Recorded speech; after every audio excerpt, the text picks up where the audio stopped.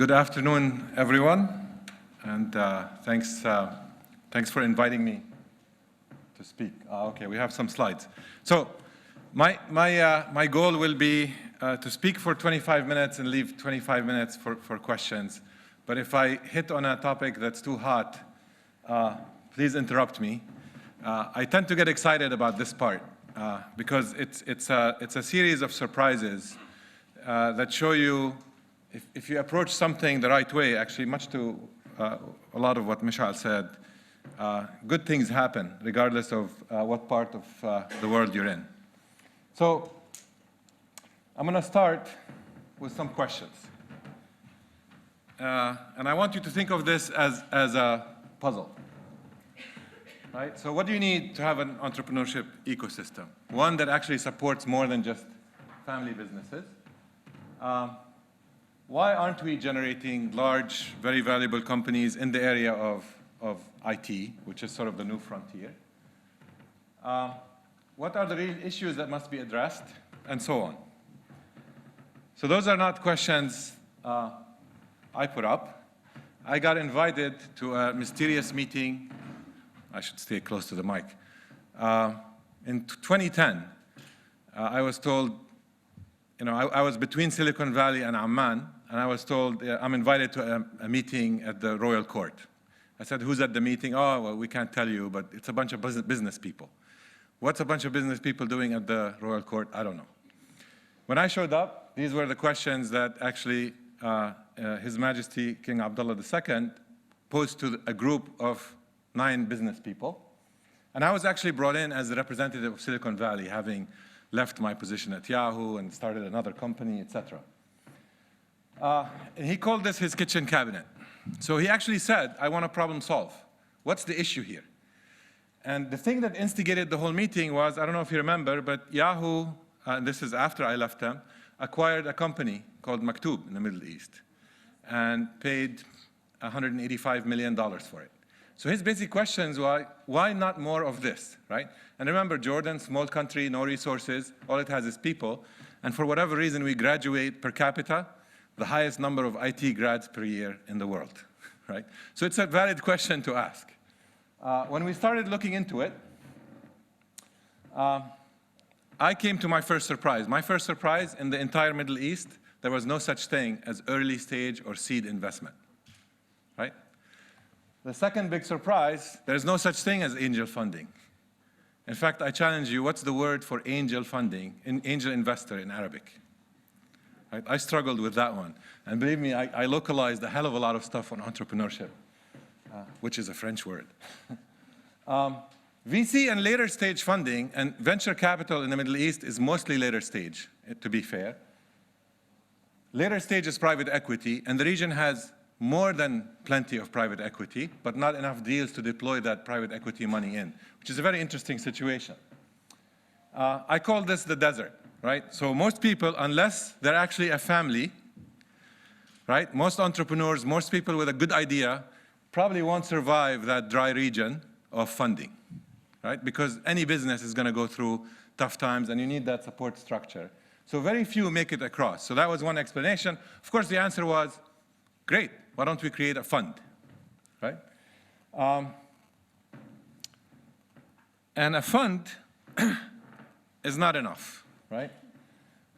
So we created a fund, and by the way, the number here, 7 million, took us about 1.5 years to raise in the Arab world, because I had insisted in my mind it's going to be all Arab money. And we did that. 7 million, I can raise it in Silicon Valley in about 10 days. Right? This is to give you the difference here. It's now growing, and I'll share with you some surprising results out of it. But what did we do here to solve the puzzle? So you give people money, and they don't know what to do with it. What happens? They just spend it, right? It's like a shot of hormones. They grow for a few hours and then collapse. So what we said we needed is we actually needed some mentorship. We needed training to make sure that they know what to do. And we needed to also create that culture of angel investment. So we created this bit of a complex beast, Oasis 500. I like simplicity in business, and I wanted to run it like a Silicon Valley fund, really. We found out that we had to do training. we had to do the startup funding and acceleration. And basically, acceleration means we help a company do something in 3 months that normally in the Middle East might take it a year and a half. Mentorship through a mentorship network, and then create an angel investor network. The only part of this puzzle that doesn't have a business model is the training. We'll come back to that. Some overview of the results, just to give you an idea here, and then I'll go into it. So the first 5.3 million we deployed, and it took us a while to deploy it, 3 years, 3.5 years actually. Over 30 million was raised based on that first 5 million. So the first 5 million resulted in about 30 million of follow-on investment from private parties in the Middle East, yes, starting in Jordan.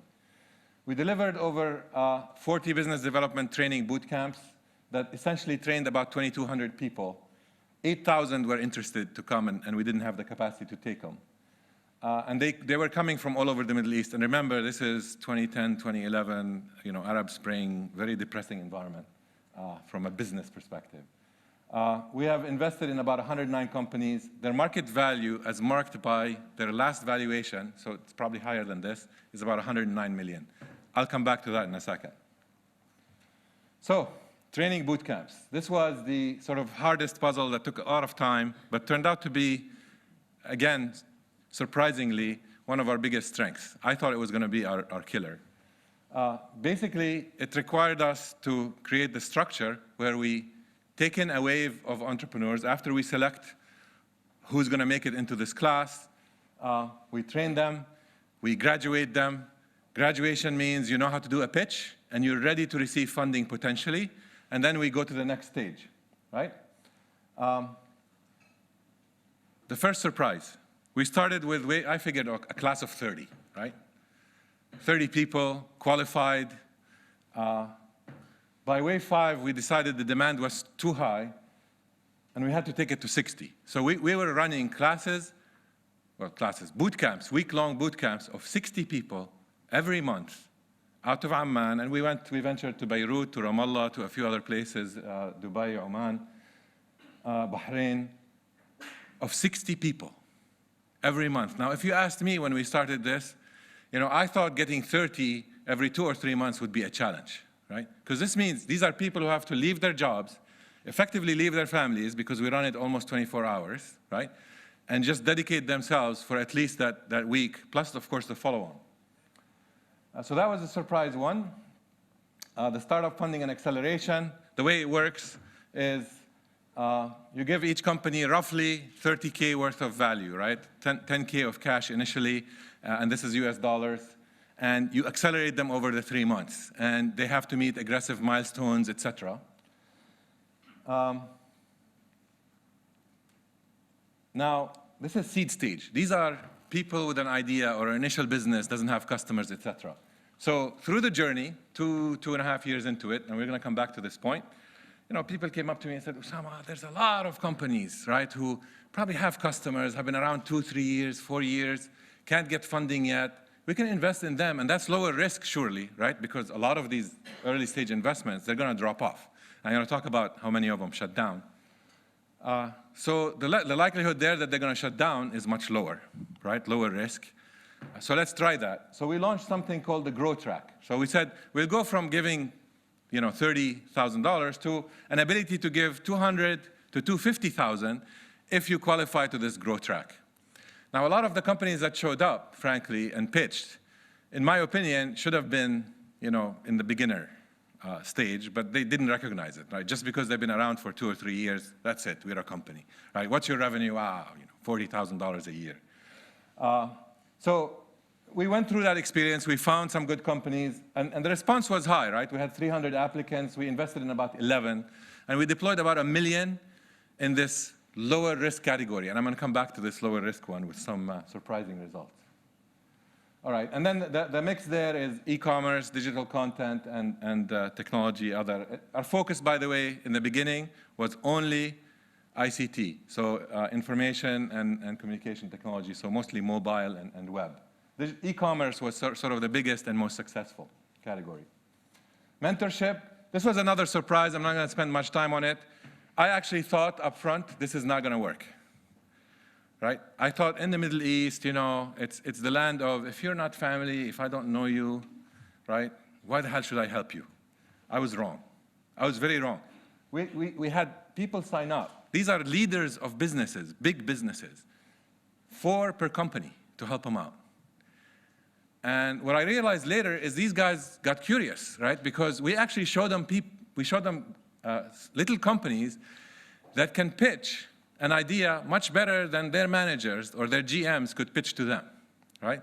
So I think a lot of it was curiosity, like, well, what the heck did these guys go through, and why can they speak so well, et cetera, and is there anything behind it?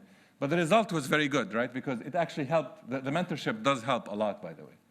The last one was the Angel Network, and this is, you know, there's a little story here where the first time we held an event, after our first couple of waves were sort of graduated and so forth and invested in, we decided we're going to invite people with money to show up at a party. There was going to be a dinner, nice place. We actually held it in the Hyatt in Amman. And no commitment, just show up and listen to these, you know, 5 or 6 pitches. Now, the king calls and says, I want to attend. I said, you know, Your Majesty, it's probably a good idea to do the second or the third, because I really don't know where this one is going to go. He said, no, I want to attend. I said, look, okay, I want to set expectations. You will see beautiful pitches. You will see people attending. Everybody will have a good time. And there will be 0 investments. And that's okay, right? This is part of the game. We're going to do this several times, and nobody's going to invest a penny. He said, maybe you're right, but I think you're wrong. So he showed up. And what happened there was actually pretty amazing. We had 4 of the 6 companies get offers for investment. And the offers were way much higher in valuation than I thought they should be even, right? And then we were worried about a bubble, right? Because then, you know, these guys started thinking of themselves as huge. But we started doing this habitually, right? And we did it in multiple places to try to sort of attract attention and get people connected. And that sort of gives you some of the statistics here. Up to date, about 45 companies presented. And we opened it up for other companies, and I'll talk about that in a second also. So let me share with you some results, right? And for many years, I gave this talk without any results. Now I can actually do some analysis because I have numbers. So after we invested in 109 companies, here's some results. 98 of them were seed investments. 11 were growth companies. And here's the amounts we invested, right? When we compute the ROI based on what's the value of these companies according to the last round, right? Remember, so that means there may be companies here who didn't raise money that we're still valuing roughly at 0, right? The ROI turns out to be about 2.15 for the companies that didn't fail, right? Now we'll talk about the failures. About 40 companies out of the 109 shut down. Now these shutdowns in the Middle East are a bit painful because people don't want to admit it. They don't want to shut down. So I created a mechanism where we essentially had an option to force the founder to buy all their shares from us for $1, right? So we can force them to just buy our shares and we're out of it if they don't want to shut down. But the right thing to do is to shut down. So there's 10 that's still around that, you know, should shut down. We write them off at 0, but they haven't shut down physically yet. Now, by the way, comment on this number. My model was about 80 should be the number of companies that shut down. So about half the number actually did shut down than I thought would shut down. The second one is this number with women founders. I'm going to comment on this. So we were actually gender blind in this exercise, nationality blind, everything. Never looked at anything. What happened systematically is of the bootcamp participants, we had a participation of about 20% women who show up, again, with no selection bias. But of the companies we end up selecting for funding from each bootcamp, about 40% were led by women.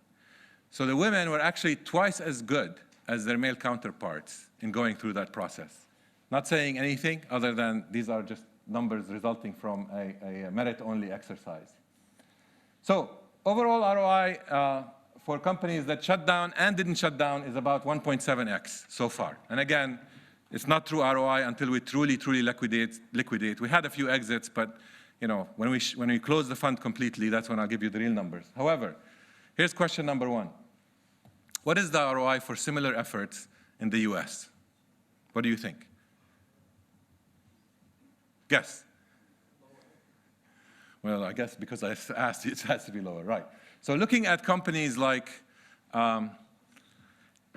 Techstars or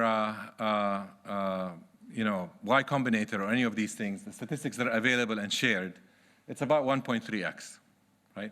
So we're actually doing better in the Middle East so far, which is surprising to me. Again, I actually thought we wouldn't match them. Seed stage versus growth, like the low risk versus high risk. What do you think the answer is? Seed was better, which is, I could have sworn, having sat through all those pitches, that the later stage, remember, they were not late stage, they were just safer companies. They were just existing companies, right? The teams are there. We know the founders are not going to fight with each other. We know they know the product, they understand the market, all of that. Seed companies were at 2.3x, this is a surviving company, as opposed to about 1.31 for the grow companies, the surviving ones. Now, survival rate, of course, is better here. But still, even if you take it down, we're 1.7 versus 1.3 as an overall. All right, which to me, that's very surprising. There were articles written, there were stuff in the New York Times, all of that, people picked up on it. And Amman got a lot of, and Jordan got a lot of notoriety for it. That's not why we did it though, right? We did it because we wanted to transform. We tried to export this to the region, so we did hold, for example, I'm just sharing statistics with you. We went to Beirut. We got about 100 applications. We trained about 40 companies in that boot camp. I think we invested in 3 or 4 of them. Here's pictures from Beirut. Ramallah and Gaza. Gaza was quite an experience. I'll never forget it. We showed up in a partnership with Gaza Sky Geeks. It's a American sort of non-for-profit effort that got us in there. They promised us, they said, okay, 120 entrepreneurs will be in the room, right? Deal with it. I told them 60 is the max, right? They said 120. When we showed up, guess how many people were in the room? 250, right? And these guys were like, they had a fire I've never seen anywhere else, right? Because they're hungry, and this is their only outlet.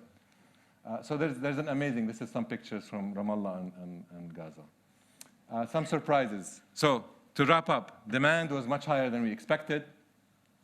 Women's success rate was a surprise because I actually thought it would be the same.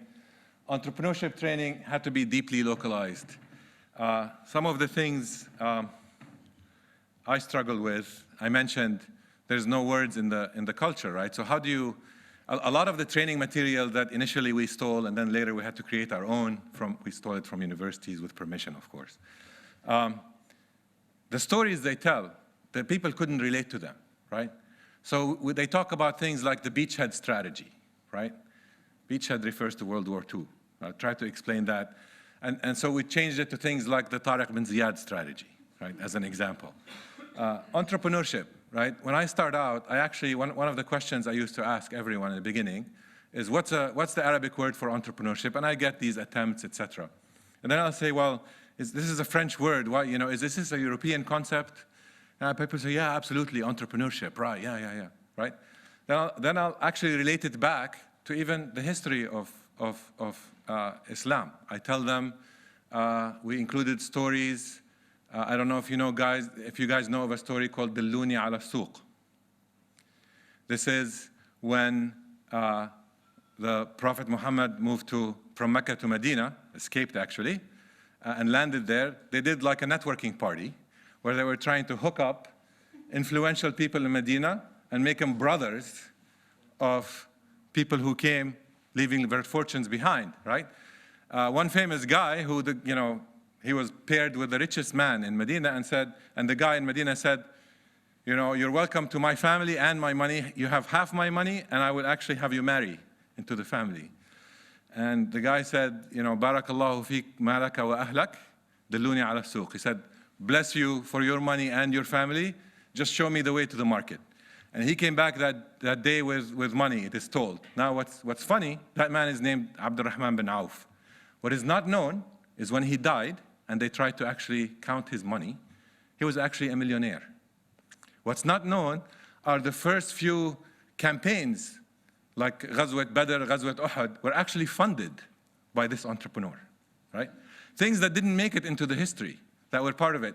And when you do that, you actually see the change because they start relating to it. They start pushing back on their families, on everybody, saying, I'm not wasting my time, I'm not dreaming, this is real. So part of it is to make them get excited about it.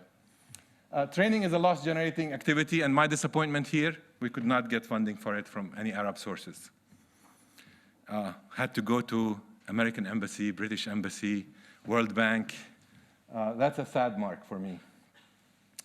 Preparation is a must. We used to make our companies prepare 10, 20 times before they go in front of investors. That is not part of our habit in the Arab world, right? That's a change. And once they prepare, they become, it's magic, right? They become masters of the material, and they actually have an impact. The ideas are still conservative, right? This is going to be copycat models, but that's totally fine. This is how you start the infrastructure of that new ecosystem. And the societal impact took place much faster. So my comment on this one, I used to, in every boot camp, I would ask people, what do you do? What does your family think about you spending a week here? And the typical answer is, my father doesn't know, right? My mother is trying to hide it and thinks I'm crazy. My colleagues at work are saying, you're a nut, you're taking time off to do this, right? 6 months later, once the story started coming out, 9 months later, the stories came back and saying, my mother actually pushed me to come to the boot camp because she said, what happened? Your neighbor raised 200K and he was shaking hands with the king, right? so go do that, right? So that's a change, actually, which is very promising. So now the question is, can this model be replicated? Can we do that great cultural transformation? I'd much rather see our youth spending their time and energy building businesses, business models, worrying about profitability, than some of the other activities you see them engage in. And driving tech innovation into society, right? There's a lot of innovation that can happen anywhere, in any locale. All you have to do is focus on it. And we just consume in general in the Arab world, and that's not a good thing. I think I said that. It is a large underserved market with a huge demand for online mobile content and e-commerce, right? And I can give you a whole talk on Arabic content on the internet, how much of it is missing, all that good stuff. So with that, I think I've succeeded in leaving enough time for questions. And I'd love to take any questions and get you excited about it. Yeah. Just from your own experience on doing this, which I must commend you for. I'm really, really happy to see this. I have a question, and this is one of the hardest things I've encountered.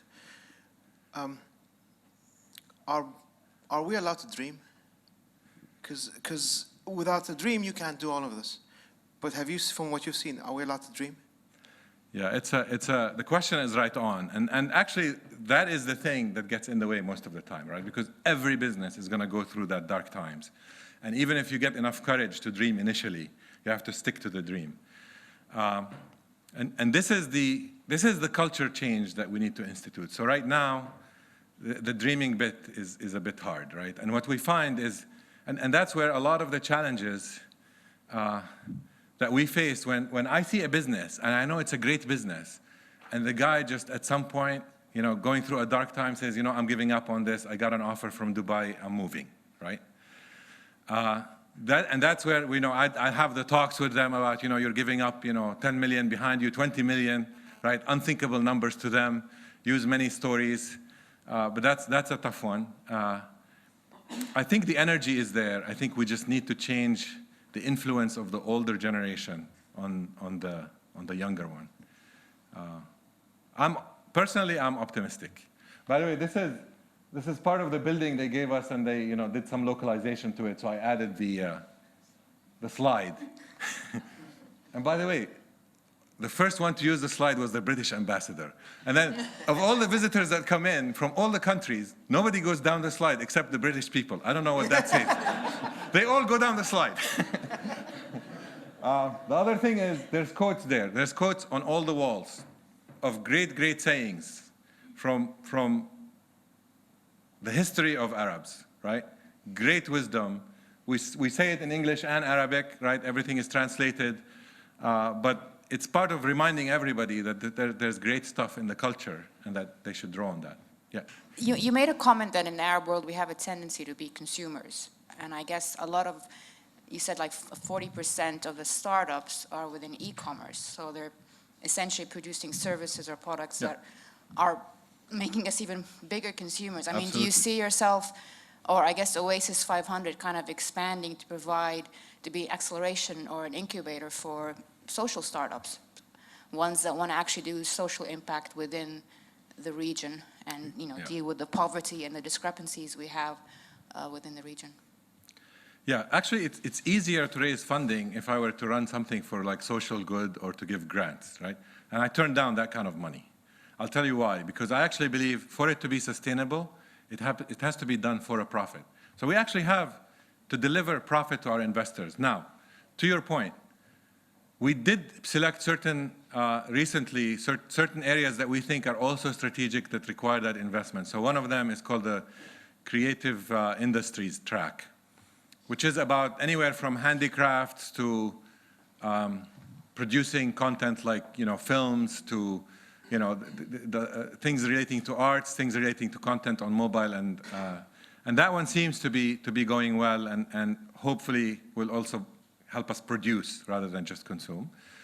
I think some of the social startups make sense as a business, in which case we fund them as a business because they actually have a sound business model.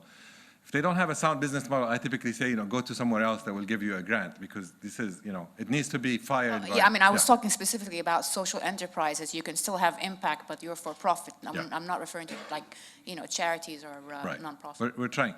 And part of that, and I get, by the way, you know, part of the penalty of doing something like this is you start getting attacked. None of your companies are doing anything new, right? Nobody's inventing the new algorithm to do X, Y, Z, right? And my answer is, you know what? An entrepreneur has to go where the market is. So if your market, and by the way, a few of them, 2 or 3 actually are. I said 20% there. Of those, 2 or 3 have actually came up with some pretty amazing innovations that could actually become sort of the class of the next Yahoo or Google or whatever. But in general, that's not what I expect initially at scale, right? At scale, you got to service the market you have. You just have to do it efficiently in a way that allows you to grow. And then from there, you know, the other stuff will come out. Once you have the infrastructure, other stuff starts showing up to build on top of it. That's exactly what happened, you know, in any other place, right? You got to start with the natural stuff. And the natural stuff sometimes is boring. But somebody's got to do the boring stuff, to use your words. Not being able to raise funds locally, and you had to go to the British Embassy and other foreigners. No, that was for the training. For the training. Yeah. And I was wondering, because I've seen similar situations with other businessmen and with other initiatives in the region. Is it because of a lack of kind of the regulation, the framework, the legal framework around it that facilitates it, or do people just don't believe in these things? How can we improve this, I guess? So, to be fair, so the majority of that funding came from the outside, but initially, just to give you an idea, the first boot camp was, or no, the second or third was funded by Orange of Jordan. Then after that, Zain came in and funded one boot camp. After that, Arab Bank came and said, okay, we'll fund one boot camp a year. So it wasn't completely dead. But I was very hopeful that all of those training boot camps would get funded. Now, some of it comes with that complexity of the governance. So, I mean, I'll tell you the story with, in the Jordanian government, at some point they decided, you know what, we're going to give you 250,000 JD, right, which is about, I don't know what the translation is to pounds. I guess I should have it, 250, yeah. I said, okay, great, wonderful. And the Council of Ministers had to sign off on it after prolonged debate to make sure that this wasn't going to bad activities and, you know, boot camps, whatever. So then it came down to the low employees that are supposed to execute, right? And their first question is, what guarantees can you give me? How many companies will you create and how many jobs will you create? And I need them guaranteed, right? With all sorts of stuff around. It became so complex that we had to say, I can't even take this money, right? We spent so much time on it. So some of it has to be at the scale of saying, you know what, this is as good as the money you pay when you pave a road or you know, put up a building. This is infrastructure. And we got to mature as a society and realize this is part of the necessary infrastructure to sort of get this going. So it's one of the areas that, you know, if any of you are interested, I highly, highly encourage you to, you know, plug in and help. We always look for help. We'd love to involve as many people as possible. And I actually didn't even tell you about during the Arab Spring. So when Syria started going downhill, we spotted an opportunity. And I figured, aha, this is one place where I can probably get funding, right? Because we said we're going to create special waves to attract Syrian entrepreneurs who are being kicked out of Damascus or leaving and working as busboys in Beirut and Istanbul. And we reached out through the network, and we actually did I called it sort of the airlift, and of course then the government got worried, you're encouraging immigration. But we grabbed a bunch of them, and they were amazing because these are people who ran companies, right? That are available now to actually, with a little bit of funding. And the idea is to help them rebuild Syria when things go back to normal. Again, it was very, very difficult due to politics to raise money. Sorry, you had a question, I ignored it. Comment on the downstream ecosystem. So after the startup accelerator phase, because I've heard there's also gaps in the funding, market, Series A, B, C, et cetera. Right, Series A. I think in B it's getting much, much better, and European money and other money pumped in, US.